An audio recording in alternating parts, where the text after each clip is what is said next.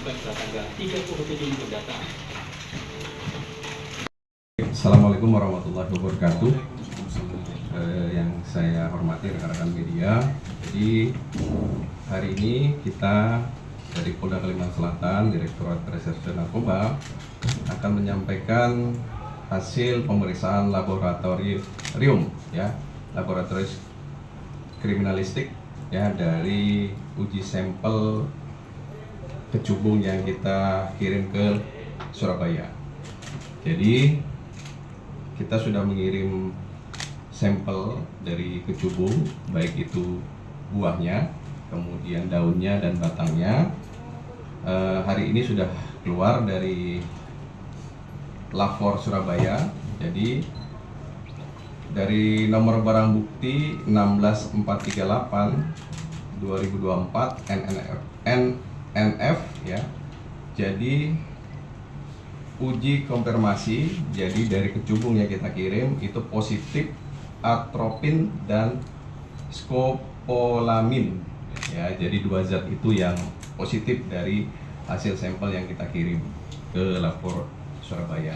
Untuk dampak ataupun efek yang terjadi nanti akan dijelaskan oleh Kabidokes Polda Kalsel. Harapannya dengan penjelasan nanti dari Pak Kabidokes, masyarakat Kalimantan Selatan bisa tahu dan paham dan bisa mengambil sikap ya, tindakan apa yang harus mereka lakukan, dan seyogyanya nanti akan ada himbauan dari Pak Kabid Humas tentang larangan ataupun himbauan terhadap penyalahgunaan kecubung ini.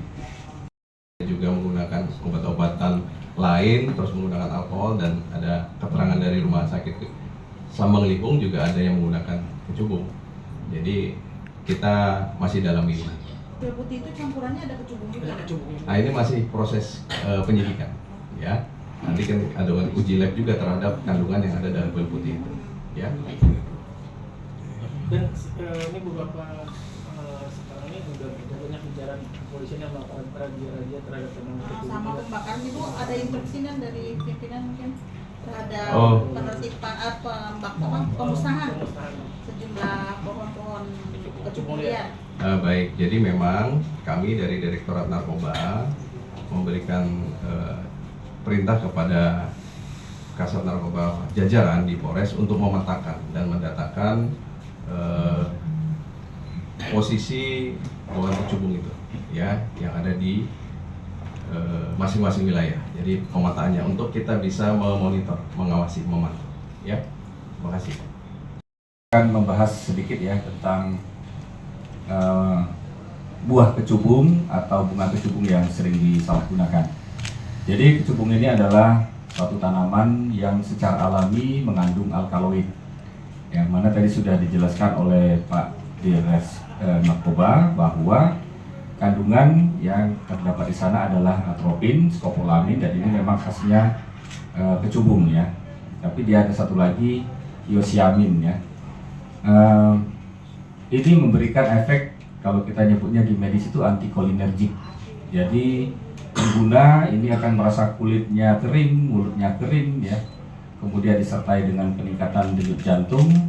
Nah, kemudian ada juga efek anestesi ya, analgesi dan halusinasi yang sangat kuat karena dia mempengaruhi sistem persepsi di susunan saraf pusat kita.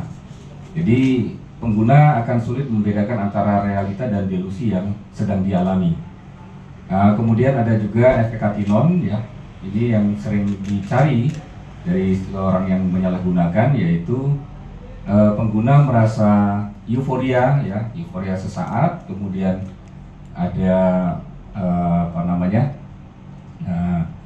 semangat atau tenaga yang bertambah, tapi itu juga hanya sesaat.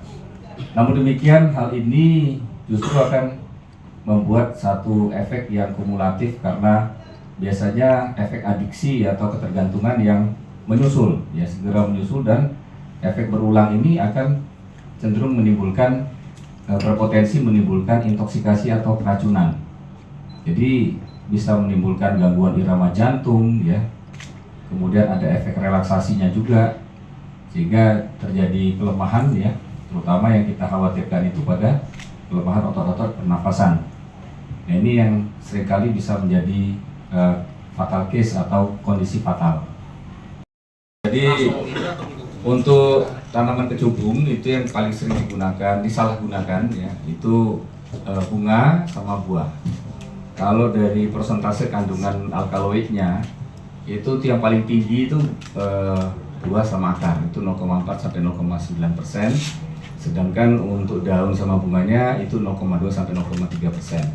Namun demikian, ini pengkonsumsiannya itu karena ini sifatnya alkaloid alami ya, dan ini bisa langsung bereaksi terhadap tubuh. Jadi ya itu sebetulnya apa namanya dengan cara masuk yang bagaimanapun itu bisa menimbulkan efek. Dan itu relatif cukup lama. Jadi kalau dia sudah mengalami halusinasi itu bisa bertahan sampai 2 hari. 2 hari 3 hari, biasanya 2 harian. Kalau alkaloid itu bisa ditemukan di tanaman jenis apa ya? Alkaloid itu sebetulnya zat aktif dari tanaman. Jadi masing-masing tanaman itu memiliki alkaloidnya sendiri-sendiri. Nah, alkaloidnya yang sudah diperiksa di laboratorium forensik itu memang ternyata kandungan dari kecubung. Beda sama dengan ganja. Ya, bukan ganja beda lagi. Kalau ganja dia THC.